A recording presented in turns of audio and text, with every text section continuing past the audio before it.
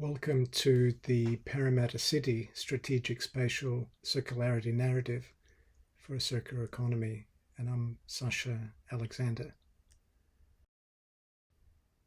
The area I've selected is Parramatta local government area. I'm referring to as Parramatta City, and that's in the centre of Sydney, which has over 5 million people Sydney-wide. And you can see the Sydney Opera House where that is, and also the World Heritage Area Blue Mountains to the left. Parramatta is at the point where the Parramatta River freshwater meets the saltwater of Sydney Harbour, and it was a very popular meeting place for the indigenous inhabitants before the arrival of Europeans in the late 18th century. The area did have a very rich Aboriginal history, and that history has been conveyed over thousands of years through storytelling and narratives, and many of the physical aspects of the area, including trees and also the waterways, were very important to the local people. You can see 380 languages Australia-wide, indicating the richness of the culture, which I would like to showcase, among other things, that culture is important to the consideration when planning spatial environments and interactions between people. Parramatta City has a population of 260,000, and I've put a comparison there with Amsterdam, because we're looking to global cities that have circularity initiatives which have proven to be successful and emerging.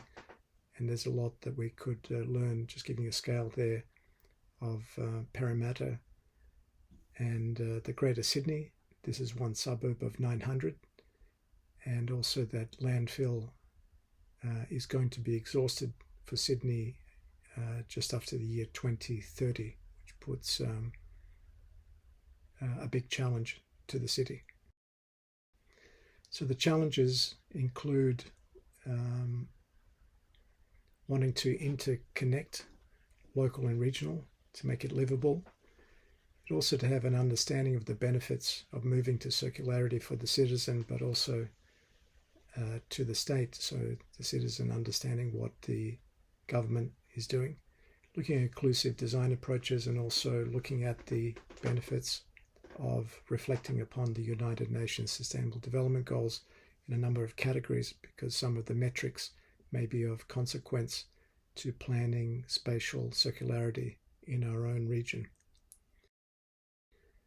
So threats to the circularity, and currently in Parramatta, is that the dialogue is limited to food circularity and some waste management, and there's a lack of coordination discussion around storage or lost capacity for future circular initiatives.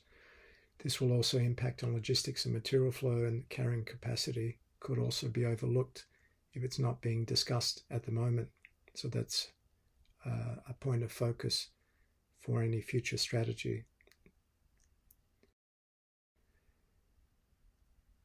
In my own life history, I found it very impactful to have been exposed to knowledge and knowledge nodes, and I've included a museum which I saw in its first iteration, but this is a new one as the cultural centre of Sydney moves west with the population towards those mountains I mentioned. And the new Powerhouse Museum Parramatta is often, will be, as the city one was and continues to be, a place of conversation and also showcasing new initiatives, including views of ecology and the way we use and live our city, and the technologies related to that. That's the central image. The other images include the City Library, which is a passive energy civic building, which is used by children and adults and is a beacon for best practice, and also the Parramatta Light Rail, which is yet to start, but the stage 1 has been completed, just waiting for the carriages, and stage 2 has been planned as well. can learn from other global spatial circularity and comprehensive planning, and also conceptual. And there are some references there to Barcelona, Amsterdam, and the more conceptual Saudi Arabian 15-minute city. So some cities are adaptive, adaptations of current building stock, and others are more conceptual, where money is no object. The vision for Parramatta could include the 15-minute city, looking at greenfields preservation, and the prospect to look at net zero and related focus on products and services, which is of interest to me particularly, and also that this continues to be transparent and engaged with the community. The transition assessments could include some benefits. There is high-level solar use in Australia, and especially in Sydney, and there is also a good focus on maintaining and growing public and recreational space, and increasing population densities in certain areas, including Parramatta, are of consequence to the way the city evolves. My focus was around the circular consumer product value chain, so I was looking at products within the built environment, things that consumers use, and these are some highlights of the pre-design phase to design out waste, looking at product failures and how they could be repaired, and how the consumers could be involved in much more closely in planning those futures. The bio-waste and material flows, these are some of the strategic roadmap action points which the city could consider and has considered. There's some before and after examples, and could be inform and plan timing for investments and rules and regulations to preserve these spaces through backcasting for the visions of the future.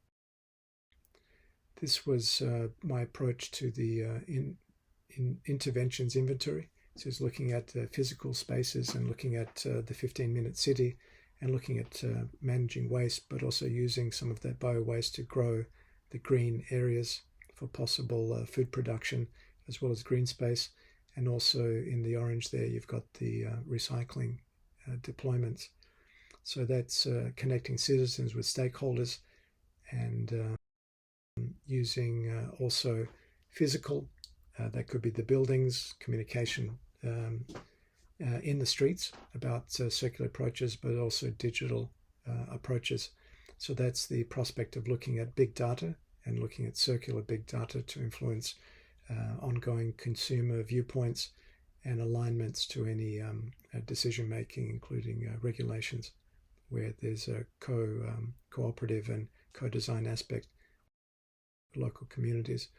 This is the last slide, but looking at the social aspect, looking at social housing, looking at local natural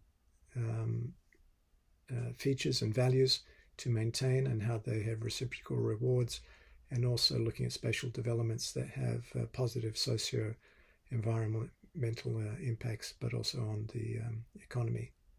Thank you.